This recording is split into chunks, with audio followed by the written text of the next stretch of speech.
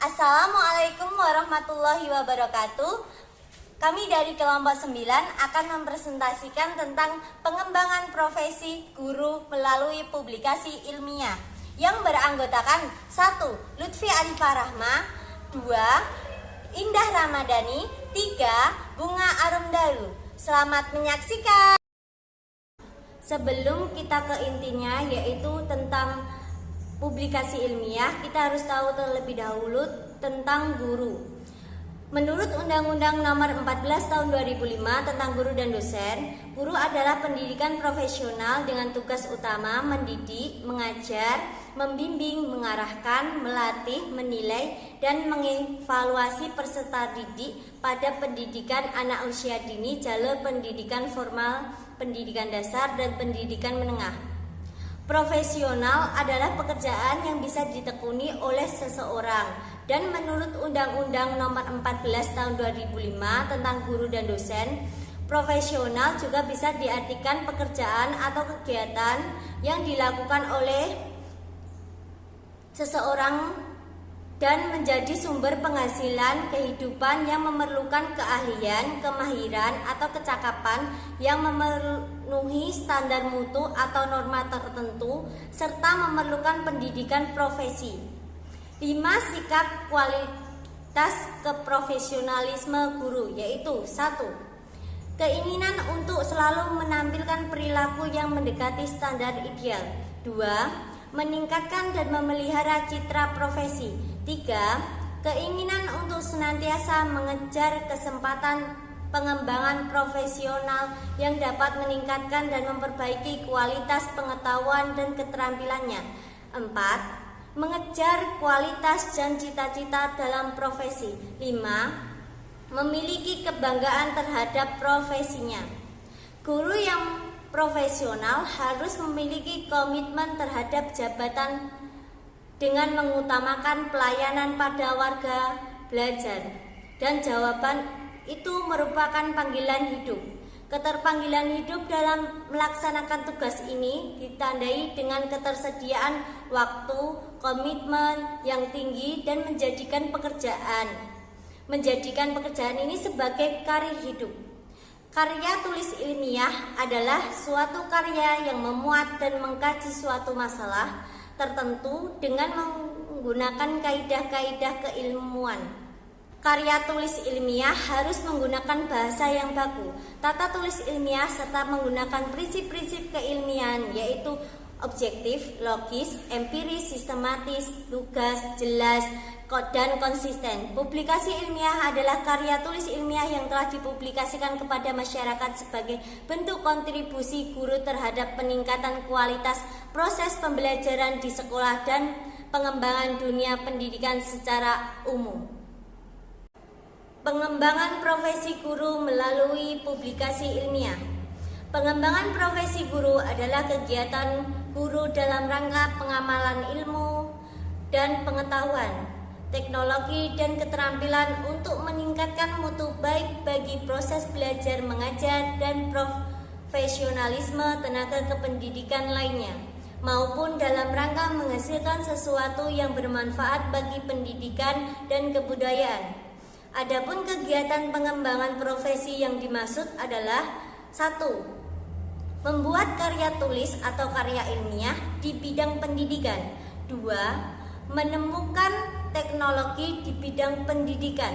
3. Membuat alat pelajaran atau alat peraga atau alat bimbingan. 4. Menciptakan karya seni dan mengikuti kegiatan pengembangan kurikulum. 5. Menulis buku. Yang keenam, menulis modul. Dengan demikian, menulis karya ilmiah merupakan salah satu pilihan kegiatan yang penting dilakukan guru guna mendukung pencapaian puncak karir atau jabatannya. Nama saya Indah Ramadhani. Di sini saya akan mempresentasikan slide selanjutnya yang berisikan tentang cara pengembangan keprofesian guru melalui publikasi ilmiah, yaitu dengan cara 1. Presentasi pada forum ilmiah. Apa saja? Yaitu presentasi dari sebuah tulisan yang berbentuk makalah yang berisi ringkasan laporan hasil penelitian, gagasan ulasan atau tinjauan ilmiah. Yang kedua, publikasi ilmiah, hasil penelitian atau gagasan ilmu bidang pendidikan formal meliputi apa saja? Meliputi laporan karya tulis, hasil penelitian atau PTK, tinjauan ilmiah, tulisan ilmiah populer, dan artikel ilmiah. Untuk yang ketiga, publikasi buku teks pelajaran, buku pengayaan, dan atau pedoman guru. Meliputi apa saja? Meliputi buku pelajaran, modul atau diktat pembelajaran, karya terjemahan, dan buku pedoman guru atau pedoman kegiatan pengembangan profesional berkelanjutan. Buku menurut Kemendiknas nomor 4 2011. Publikasi ilmiah dalam pengembangan keprofesionalan guru. Penulisan karya ilmiah bagi guru dapat berfungsi sebagai rujukan atau referensi untuk meningkatkan wawasan atau menyebarluaskan ilmu pengetahuan. Keterbatasan pengetahuan dan sumber informasi yang tersedia pada lingkungan pendidikan formal menyebabkan sebagian guru kurang bisa maksimal dalam sisi mengembangkan pendidikan, terutama penelitian dan publikasi ilmiah. Publikasi karya ilmiah guru meliputi apa saja? 1. Laporan hasil penelitian diseminarkan di sekolahnya dan disimpan di perpustakaan. Untuk yang kedua, tinjauan ilmiah tidak diterbitkan, disimpan di perpustakaan. Untuk yang ketiga, artikel ilmiah populer dimuat di media massa tingkat nasional atau provinsi. Yang keempat, artikel ilmiah dimuat di jurnal tingkat nasional atau provinsi atau kabupaten atau kota. Untuk yang kelima, buku pelajaran yang lolos BSMP ber-ISBN atau belum ber-ISBN.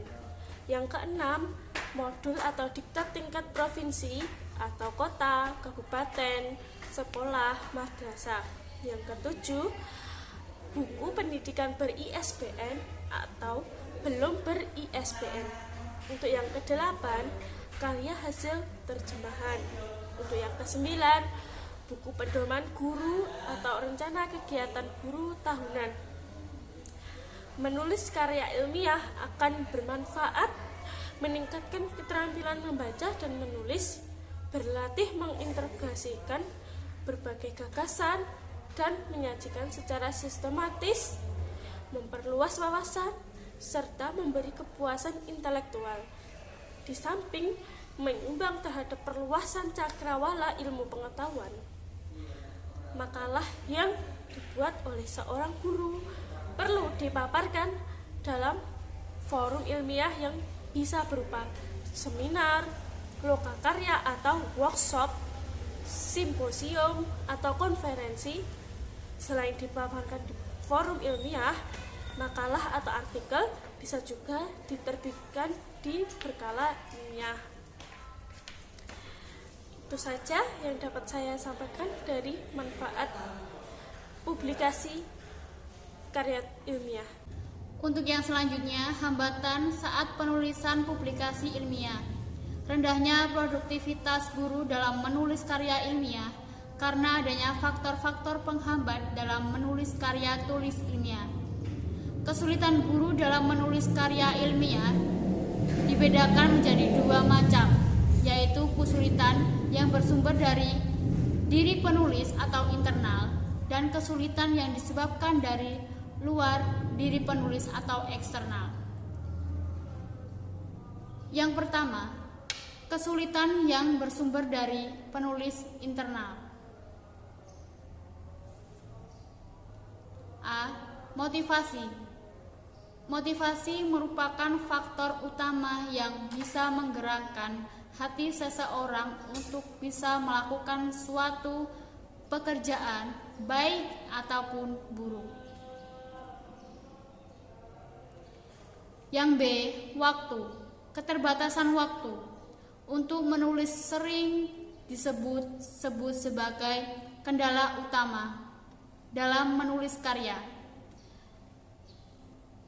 Tidak bisa dipungkiri bahwa penulis memang membutuhkan waktu luang yang cukup dan kemauan yang kuat. Dua hal ini yaitu waktu luang dan kemauan atau motivasi diri harus dimiliki oleh tiap individu. Seberapa besar waktu luang yang tersedia, tetapi kalau tidak ada kemauan atau motivasi diri, tentu tidak akan membuahkan karya tulis. C. Teknik penulisan. Kurangnya pengetahuan, pemahaman, dan keterampilan guru dalam menulis karya ilmiah serta belum jelasnya teknik penulisan membuat banyak guru enggan memulai atau membuat karya tulis. D. Kurang melek teknologi. Di era kemajuan ilmu dan teknologi seperti sekarang ini, memang sangat memprihatinkan apabila guru tidak mau mengembangkan kompetensinya di bidang teknologi seperti mengoperasikan komputer.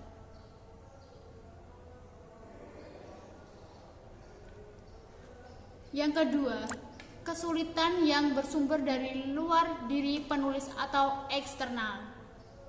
A. Ketersediaan buku referensi persiapan dalam menulis merupakan faktor penyebab yang banyak dituturkan oleh informasi atau oleh informan persiapan. Dalam hal ini termasuk di dalamnya terdapatnya buku-buku penunjang sebagai bahan rujukan bila menulis, karena kegiatan menulis tidak bisa lepas dari adanya buku-buku referensi yang tersedia di perpustakaan sekolah maupun yang dimiliki diri sendiri.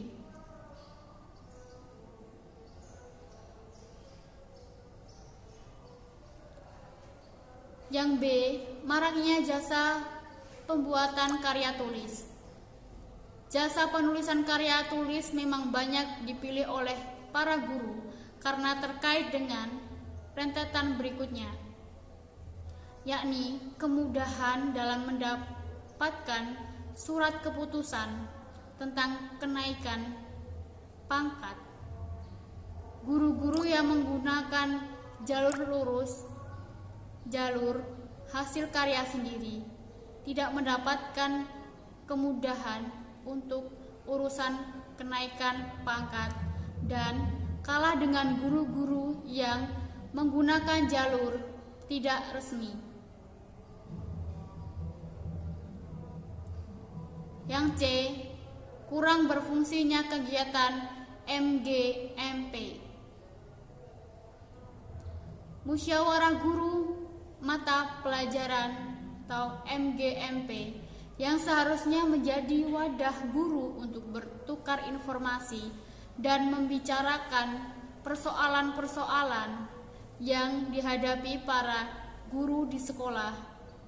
Ternyata dalam setiap kegiatan MGMP hanya membahas hal-hal yang bersangkut paut dengan masalah pembelajaran saja, seperti pembuatan silabus, RPP, soal ujian, penilaian, dan hal-hal yang baru seperti kurikulum 2013. Yang D. Kurangnya sosialisasi dari lembaga atau sekolah.